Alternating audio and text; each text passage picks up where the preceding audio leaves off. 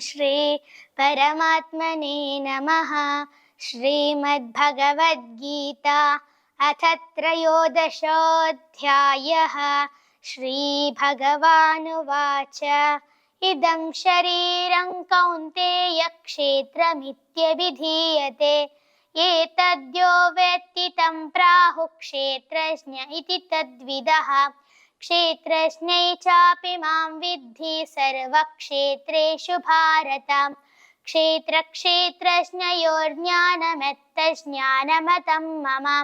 तत्क्षेत्रं यच्च यादृक् च यद्विकार्यतश्च यत् स च यो यत्प्रभावश्च तत्समासेन मे शृणु। ऋषिर्भिर्बहुधा गीतैः छन्दोभिर्विविधैः पृथक् ब्रह्मसूत्रपदैश्चैव हेतुमद्भिर्विनिश्चितैः। महाभूतान्यहङ्कारो बुद्धिरव्यक्तमेव च इन्द्रियाणि दशैकञ्च पञ्चचेन्द्रियगोचराः। इच्छा द्वेष सुखं दुःखं सङ्घातश्चेतना धृतिः एतत् क्षेत्रं समासेन सविकारमुदाहृतम्। अमानित्वमदम्भित्वमहिंसा क्षान्तिरार्जवम् आचार्योपासनं शौचं स्थैर्यमात्मविनिग्रहः। इन्द्रियार्थेषु वैराग्यमनहङ्कार एव च जन्म मृत्युजरा व्याधि दुःखदोषानुदर्शनम् असक्तिरनभिष्वङ्गः पुत्रदारगृहादिषु नित्यं च समचित्तत्वमिष्टानिष्टोपपत्तिषु मयि चानन्ययोगेन भक्तिरव्यभिचारिणी विविक्तदेशसेवित्वमरतिर्जनसंसदि अध्यात्मज्ञाननित्यत्वं तत्त्वज्ञानार्थदर्शनम् एतज्ज्ञानमिति प्रोक्तमज्ञानं यदतोऽन्यथा ज्ञेयं यत्तत् प्रवक्ष्यामि यज्ञात्वामृतमश्नुते। अनादिमत्परं ब्रह्म न सत्तन्नासदुच्यते सर्वतः पाणिपादं तत्सर्वतोक्षिशिरोमुखं सर्वतः श्रुतिमल्लोके सर्वमावृत्य तिष्ठति। सर्वेन्द्रियगुणाभासं सर्वेन्द्रियविवर्जितम् असक्तं सर्वभृच्चैव निर्गुणं गुणभोक्तृ च बहिरन्तश्च भूतानामचरञ्चरमेव च सूक्ष्मत्वात् तदविज्ञेयं दूरस्थै चान्तिके च तत् अविभक्तं च भूतेषु विभक्तमिव च स्थितं भूतभर्तृ च तज्ज्ञेयं ग्रसिष्णुप्रभविष्णु च ज्योतिषामपि तज्ज्योतिस्तमसः परमुच्यते। ज्ञानं ज्ञेयं ज्ञानगम्यं हृदि सर्वस्य विष्ठितम् इति क्षेत्रं तथा ज्ञानैः ज्ञेयै चोक्तं समासतः मद्भक्त एतद्विज्ञाय मद्भावायोपपद्यते। प्रकृतिं पुरुषं चैव विद्यनादि उभावपि विकारांश गुणांश्चैव विद्धि प्रकृतिसम्भवान् कार्यकरणकर्तृत्वे हेतुः प्रकृतिरुच्यते। पुरुषः सुखदुःखानां भोक्तृत्वे हेतुरुच्यते।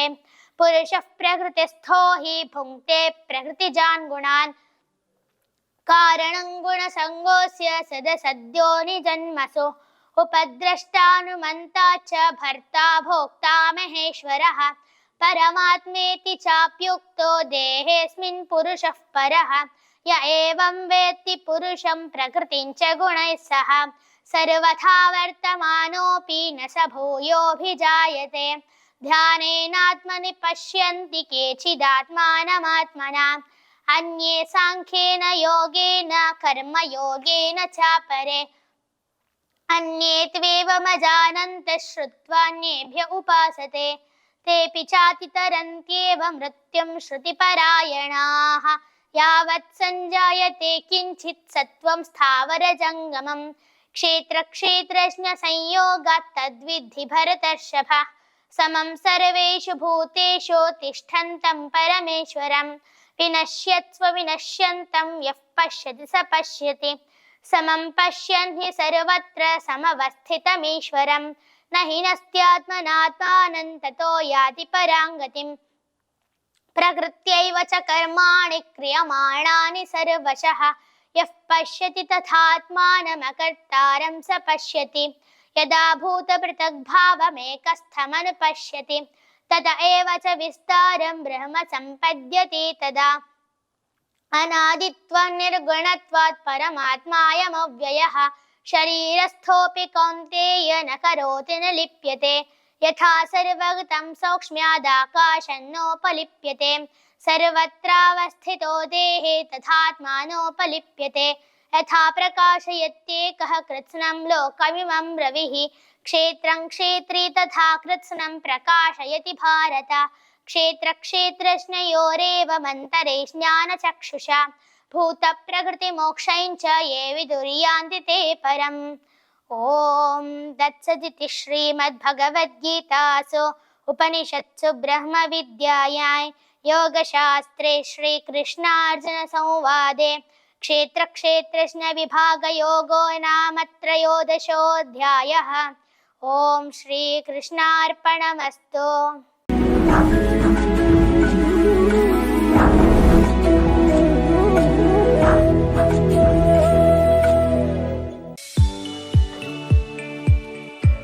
STM multi speciality hospital Ujire 200 ಹಾಸಿಗೆಗಳಿರುವ ಒಳರೋಗಿ ವಿಭಾಗದಲ್ಲಿ ರೋಗಿಗಳ ಬೇಡಿಕೆಗೆ ಅನುಗುಣವಾಗಿ 100 ಹಾಸಿಗೆಗಳ general ward, 38 semi special ward, 41 special rooms, 2 deluxe ward, 9 ಹಾಸಿಗೆಗಳಿರುವ ICU ಹಾಗೂ 10 ಡೇ ಕೇರ್ ಬೆಡ್ಗಳು ಲಭ್ಯವಿದೆ. ವೈಯಕ್ತಿಕ ಅನುಭೂತಿ ಶುಶ್ರೂಷೆ ಮತ್ತು ಕಡಿಮೆ ಅಡ್ಡ ಸೋಂಕಿನೊಂದಿಗೆ ಸುಸಜ್ಜಿತ ಕೇಂದ್ರ ಶ್ರೀ ಧರ್ಮಸ್ಥಳ ಮಂಜುನಾಥೇಶ್ವರ ಮಲ್ಟಿ ಸ್ಪೆಷಾಲಿಟಿ ಆಸ್ಪತ್ರೆ ಉಜಿರೆ. ಸಂಪರ್ಕಿಸಿ 08256295611 ಅಥವಾ 08256295616 ಅಥವಾ 7760397878. ಬೆನಕ ಹಾಸ್ಪಿಟಲ್ ಕಳೆದ 18 ವರ್ಷಗಳಿಂದ ಬೆಳ್ತಂಗಡಿ ತಾಲೂಕಿನಲ್ಲಿ ಉತ್ಕೃಷ್ಟ ಸೇವೆ ಸಲ್ಲಿಸುತ್ತಿರುವ ಉಜಿರೆಯ ಬೆನಕ ಹೆಲ್ತ್ ಸೆಂಟರ್ ನುರಿತ ತಜ್ಞರು ಹಾಗೂ ಅತ್ಯಾಧುನಿಕ ಸವಲತ್ತುಗಳೊಂದಿಗೆ multi speciality hospital. Benaka health centre main road Ujire. ಸಂಪರ್ಕಿಸಿ 08256236742.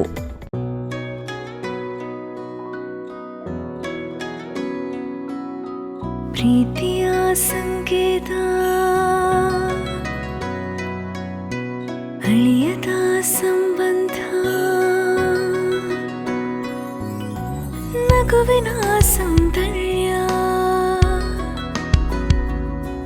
ಇದು ಸ್ನೇಹದ ಬಾಂಧವ್ಯ ಒಲವಿನ ಪ್ರತಿಧ್ವನಿ ತಂದಿದೆ ಸಂತಸ ಚಿನ್ನದ ಪ್ರತಿಹನಿ ತಂದಿದೆ ಸಂಭ್ರಮ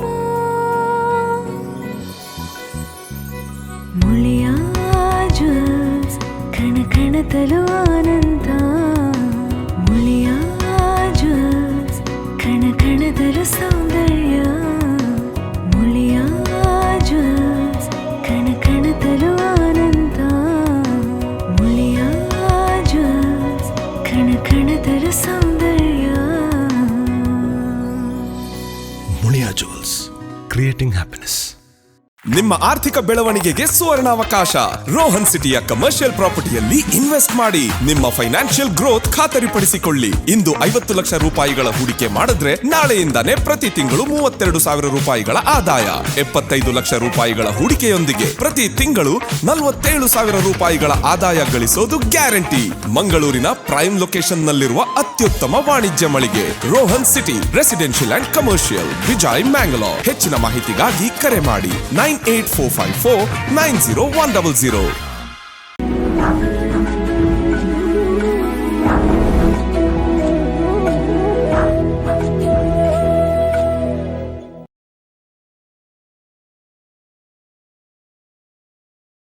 ಓಂ ಶ್ರೀ ಪರಮಾತ್ಮನೇ ನಮಃ. ಶ್ರೀಮದ್ಭಗವದ್ಗೀತಾ ಅಥ ಚತುರ್ದಶೋऽಧ್ಯಾಯಃ. ಶ್ರೀಭಗವಾನುವಾಚ ಪರಂ ಭೂಯಃ ಪ್ರವಕ್ಷ್ಯಾಮಿ ಜ್ಞಾನಾನಾಜ್ಞಾನಮುತ್ತಮಂ ಯಜ್ಞಾತ್ವಾ ಮುನಯಃ ಸರ್ವೇ ಪರಾಂ ಸಿದ್ಧಿಮಿತೋ ಗತಾಃ ಇದೈ ಜ್ಞಾನಮುಪಾಶ್ರಿತ್ಯ ಮಮ ಸಾಧರ್ಮ್ಯಮಾಗತಾಃ सर्गेऽपि नोपजायन्ते प्रलये न व्यथन्ति च मम योनिर्महद्ब्रह्म तस्मिन् गर्भं ददाम्यहं सम्भवः सर्वभूतानां ततो भवति भारत सर्वयोनिषु कौन्तेय मूर्तयः सम्भवन्ति याः तासां ब्रह्म महद्योनिरहं बीजः प्रदः पिता सत्त्वं रजस्तम इति गुणाः प्रकृतिसम्भवाः निबध्नन्ति महाबाहो देहे देहिनमव्ययम् तत्र सत्त्वं निर्मलत्वात् प्रकाशकमनामयम् सुखसङ्गेन बध्नाति ज्ञानसङ्गेन चानघ रजोरागात्मकं विद्धि तृष्णासङ्गसमुद्भवम् तन्निबध्नाति कौन्तेय कर्मसङ्गेन देहिनं तमस्त्वज्ञानजं विद्धि मोहनं सर्वदेहिनां प्रमादालस्य निद्राभिस्तन्निबध्नाति भारत सत्त्वं सुखे संजयति रजः कर्मणि भारत ज्ञानमावृत्ति तु तमः प्रमादे संजयत्युत रजस्तमश्चाभिभूय सत्त्वं भवति भारत रजः सत्त्वं तमश्चैव तमः सत्त्वं रजस्तथा सर्वद्वारेषु देहेऽस्मिन् प्रकाश उपजायते ज्ञानं यदा तदा विद्याद् विवृद्धं सत्त्वमित्युत लोभः प्रवृत्तिरारम्भः कर्मणामशमस्पृहा रजस्येतानि जायन्ते विवृद्धे भरतर्षभ अप्रकाशो प्रवृत्तिश्च प्रमादो मोह एव च तमस्येतानि जायन्ते विवृद्धे कुरु नन्दन यदा सत्त्वे प्रवृद्धे तु प्रलयं याति देहभृत् तदोत्तमविदान् लोकान् अमलान् प्रतिपद्यते रजसि प्रलयं गत्वा कर्मसङ्गिषु जायते तथा प्रलीनस्तमसि मूढयोनिषु जायते कर्मणः सुकृतस्याहुः सात्विकं निर्मलं फलं रजसस्तु फलं दुःखमज्ञानं तमसः फलं सत्त्वात् संजायते ज्ञानं रजसो लोभ एव च प्रमादमोहौ तमसो भवतो ज्ञानमेव च ऊर्ध्वं गच्छन्ति सत्त्वस्था मध्ये तिष्ठन्ति राजसाः जघन्यगुणवृत्तिस्था अधो गच्छन्ति तामसाः नान्यं गुणेभ्यः कर्तारं यदा द्रष्टानुपश्यति गुणेभ्यश्च परं वेत्ति मद्भावं सोऽधिगच्छति गुणानेतानतीत्यत्रीन् देही देहसमुद्भवान् जन्म मृत्युजरा दुःखैर्विमुक्तो मृतमश्नुते अर्जुन उवाच कैर्लिङ्गैस्त्रीन् गुणानेतानतीतो भवति प्रभो किमाचारः कथै चैतास्त्रीन् गुणानतिवर्तते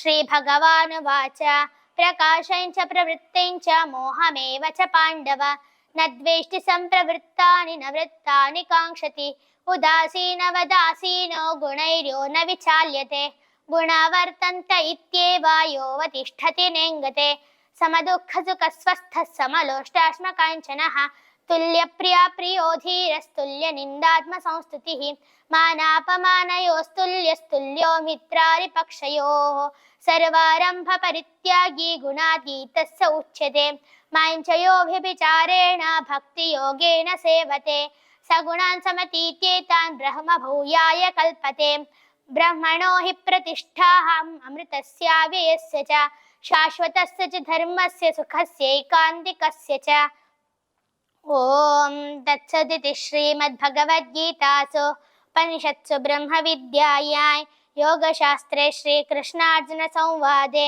गुणत्रयविभागयोगो नाम 14 ॐ श्रीकृष्णार्पणमस्तु।